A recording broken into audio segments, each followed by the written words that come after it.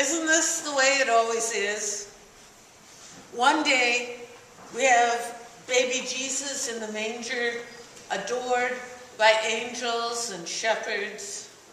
The next, it's flee for your lives and become a stranger in a strange land. One day, glory to God in the highest, good news of great joy, and the next, a voice was heard in Ramah, wailing and loud lamentation. One moment we had sweet baby Ella representing God with us. Kelby Sandvik's pure voice singing, if Jesus had wanted for any wee thing, he surely could have it, for he was the king. And Ron's rich tenor reminding us of the thrill of hope and the stars brightly shining on the night, O night divine. The next, this past Wednesday, I was stumbling over the kneeler in the back pew, crashing into the hymnal rack, falling to the floor in what felt like the inexorable slow motion of a felled tree, grateful that the candlelit darkness of silent night was covering my clumsiness. One time we hear Luke, the next we have the gospel according to Matthew, at least in my mind. This has been more of a Matthew kind of Christmas for me. Not that I've been poring over Hebrew scriptures, looking for texts to foreshadow the coming of the Messiah. No, it's been more that exiles in Egypt thing. Exile, the flight into Egypt, the Holy Family as undocumented refugees. Only Matthew tells this story. It certainly connects Joseph, Jacob's son, with Joseph, Jesus' father, both taking refuge in Egypt, connecting their dreams, and connecting the exodus of Moses and the return of the tender stem of Jesse's lineage. This gospel has inspired such varied creative works as Madeleine L'Engle's book, Dance in the Desert, where a toddler Jesus is greeted at a caravan campfire by a veritable peaceable kingdom, from lion to snake to camel to unicorn, all making homage to the king. I think my favorite work of art is the one by Luc Olivier Merson, and shows the Sphinx, nose still intact, looking up at a starlit sky. Joseph sleeps by a dying fire,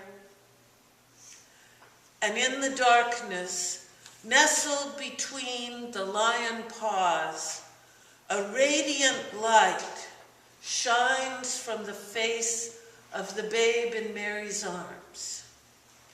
This image of light overcoming darkness speaks far more to me than any fulfillment of the prophecy of Hosea. From ancient Babylonia to contemporary Syria, refugees flee persecution.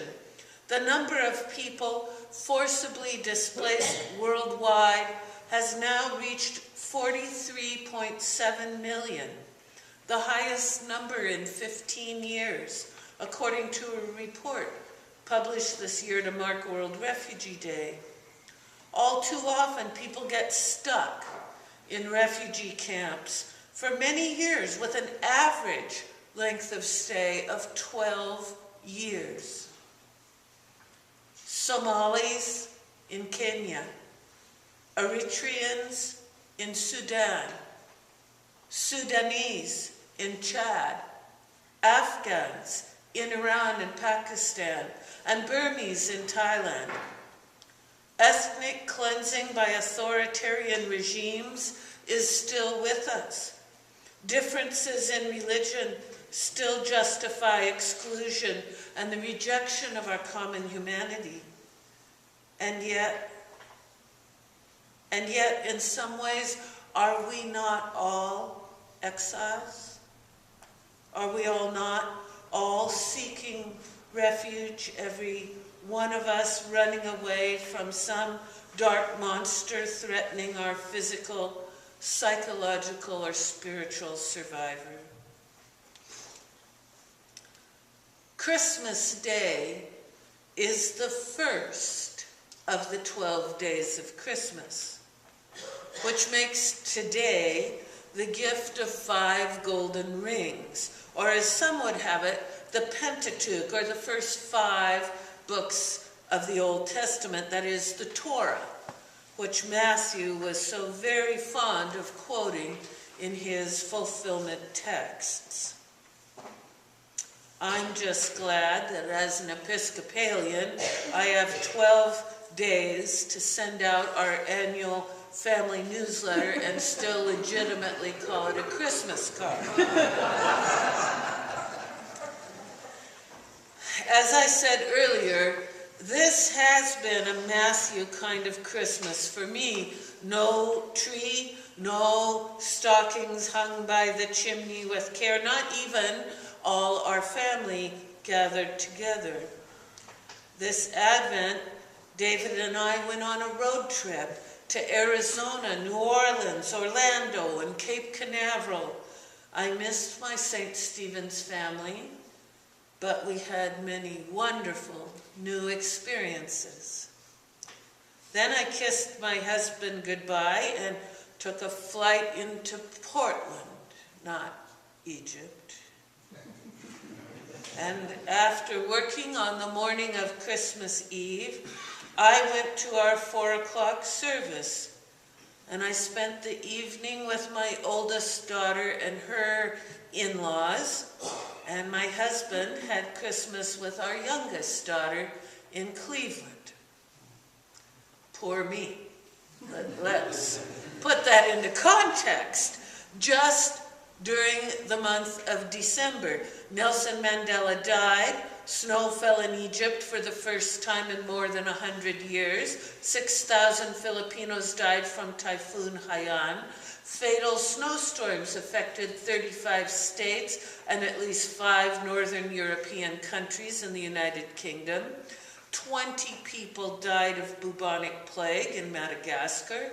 Bombings and fatal sniper fire occurred in the Central African Republic, Egypt, India, in Iraq, Israel, Libya, Mali, Pakistan, Thailand, Somalia, Sudan, Syria, Yemen, and Arapahoe High School in Centennial, Colorado. So, like Matthew, the Hebrew tax collector, I have marshaled an onslaught of evidence, a bookkeeper's inventory, to press home a point. Where is God in all this misery?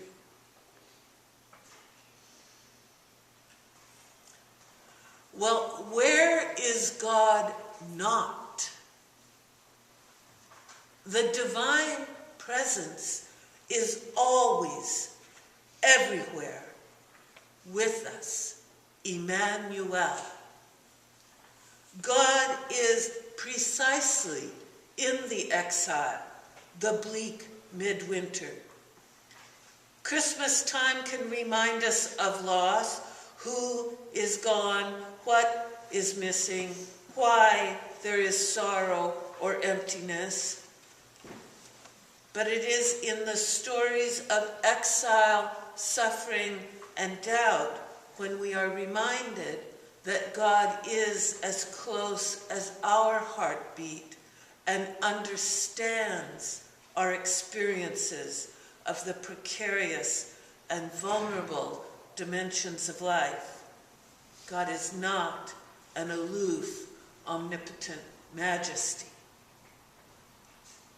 On Christmas Day, I woke up to the delicious smells of the breakfast my daughter Julian was making.